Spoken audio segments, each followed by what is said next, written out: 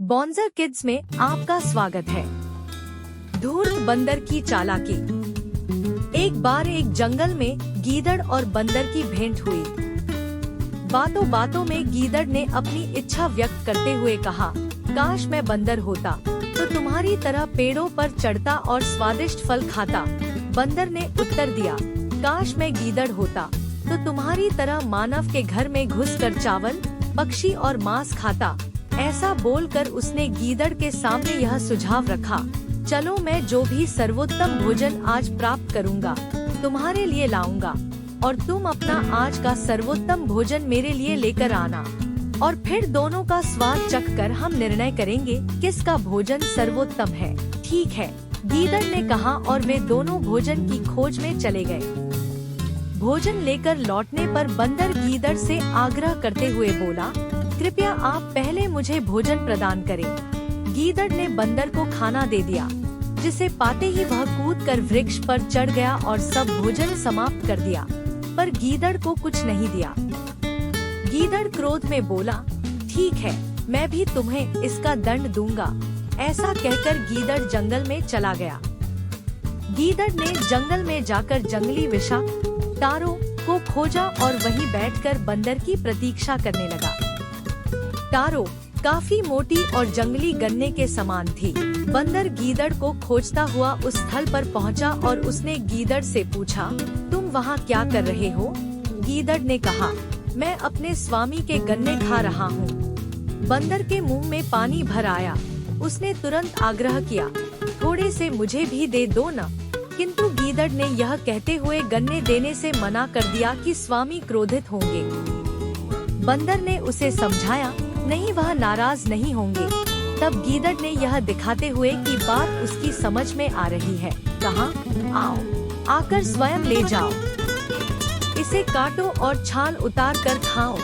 बंदर ने गीदड़ के निर्देशों का पालन करते हुए जंगली तारों खाना आरंभ किया, पर खाते ही उसके गले में खुजली होने लगी। देखते ही देखते उसका मुंह इतना सूज गया कि वह बात भी नहीं कर सकता था। बंदर अपनी दशा सुधरने पर गीदड़ को दंड देने के लिए मधुमक्खी के छत्ते के पास लेकर गया और गीदड़ से बोला, इसे तोड़ना नहीं। गीदड़ उत्सुकतावश उसे तोड़ने के लिए कहने लगा। बंदर के भोला बनकर उससे कहा कि यदि उसकी यही इच्छा है तो वह छत्ता तोड़ सकता है, मगर पहले उसे पहाड़ी के पीछे चले जाने दे, जिससे वह अपनी इच्छा का उल्लंघन होता न देख सके। गीदड़ ने उसकी बात मानकर ऐसा ही किया। बंदर के पहाड़ी के पीछे जाते ही उसने मधुमक्खी का छत्ता तोड़ दिया। परिणामस्वरूप मधुमक्खियां उसको चिपट गईं और इतनी बुरी तरह काटा कि वह गंभीर रूप से घायल हो गया। काफी समय बाद स्वस्थ होने पर गीदड़ ने बंदर को उसकी धूर्तता का पाठ पढ़ाने की ठानकर वह एक ऐसे तालाब के पास पहुंचा जो बड़ी बड़ी झाड़ियों से ढका था। उसे देखकर यह अनुमान लगाना कठिन था कि वह स्थान तालाब हो सकता है। बंदर भी उसका पीछ करते हुए पेड़ों के मार्ग से वहां पहुंचा। उसने गीदड़ को शांत बैठे देखकर पेड़ पर से ही पूछा, तुम वहां क्या कर रहे हो? गीदड़ ने शांत स्वर में कहा, स्वामी के वस्त्रों की रखवाली कर रहा हूँ। पर बंदर को संतोष नहीं हुआ। वह बोला, मैं तुम्हारी सहायता के लिए आना चाहता हूँ। गीदड़ ने उत्तर दिया, तुम ऐसा नहीं कर सकोगे। बंदर पेड़ पर झूलता हुआ बोला, मैं कूदकर नीचे पहुंच जाऊंगा।